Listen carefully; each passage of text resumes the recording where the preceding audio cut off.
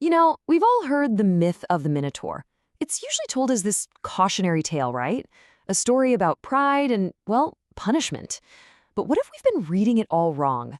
Today, we're going to look at this ancient story in a totally new light, not as a warning, but as a challenge to embrace the power we have inside. And to kick things off, let's start with this bombshell from Nietzsche's Zarathustra. The gods are dead. They were murdered by their own weakness. Whoa. This really sets the stage, doesn't it? It's a challenge to think beyond just simple obedience and to start questioning the whole game of divine commands and our place in it. So, like a lot of these old myths, our story starts with a test. It's a classic showdown between a god's will and a human's will. But the real question we've got to ask is, what was the real test here? Okay, so let's meet our players. On one side, you've got the sea god. But he's not framed as some wise, benevolent deity. No, he's described as a spirit of envy and resentment, someone who demands sacrifice just for the sake of order. And on the other side, we have King Minos, a visionary, a powerful ruler who smells a rat. He senses there's a lie at the very heart of this divine command. And here's the demand. Poseidon gives Minos this incredible, magnificent white bull. Now, this bull isn't just an animal. It's a symbol of what some philosophers call Dionysian power, that raw, untamed, creative, chaotic energy. And what's the first thing Poseidon tells him to do? Sacrifice it. Kill it. It's basically a command to destroy his own potential, to weaken himself, all in the name of piety. So, Minos has a choice to make. And right here, at this very moment, the path of the story splits.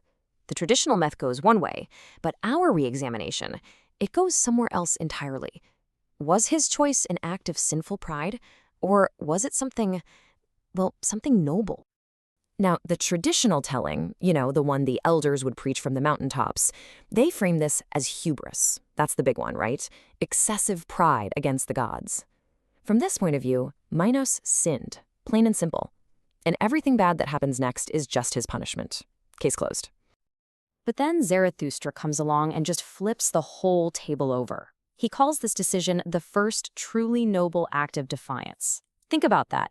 Minos looked at this raw, incredible power, and he refused to just give it up. He refused to make himself smaller to please some jealous god. He kept the power.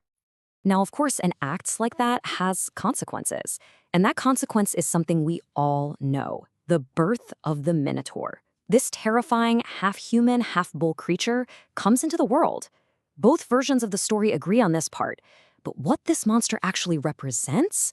Well, that's where they couldn't be more different. And this is the crucial turning point. Because in Zarathustra's version, the tragedy isn't the monster's birth. The real failure, the true sin, is what King Minos does next. It all boils down to this question, the one that reframes the whole story. What if keeping the bull wasn't the mistake? What if the real mistake came after? And here's the diagnosis. The king's true failure wasn't hubris. It was shame. When he was faced with this magnificent yet monstrous result of his defiance, he didn't see power. He just saw an ugly problem that needed to be hidden away. He caught the common man's sickness. He became afraid of his own creation. So what does a king consumed by shame do? He builds something.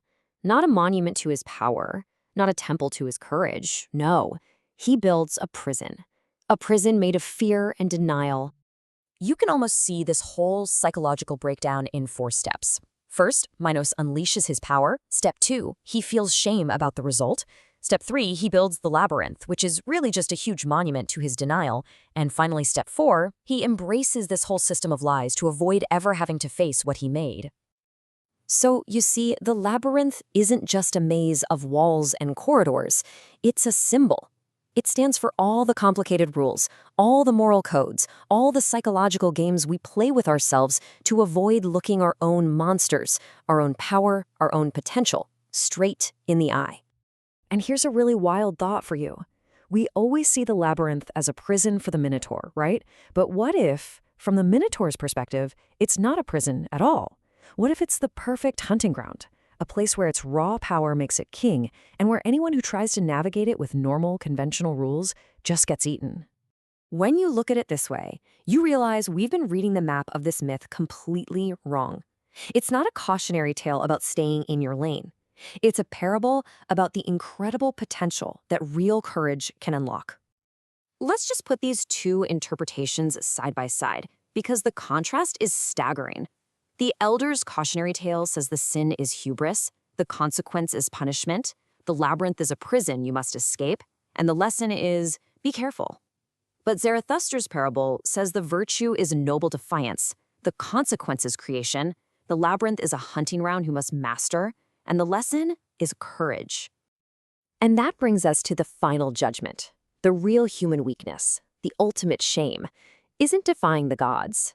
It's our own profound cowardice, our failure to look at the powerful, chaotic, maybe even monstrous things we create and have the guts to say, yes, this is mine.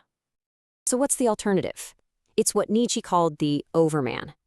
This is someone who rejects the easy, safe morality of the herd. They walk into the darkness of their own labyrinth willingly. They find the monster inside, and instead of hiding it, they claim it. And by doing that, they become the master of their own self-forged destiny. You know, in the end, this myth isn't really about some king and a beast from long ago. It's about the power we all have and the labyrinths we build out of our own fear. So that leaves us with one final question. A question for you. What magnificent monster, what piece of your own untamed potential have you locked away in a maze of shame? What have you failed to claim as your own?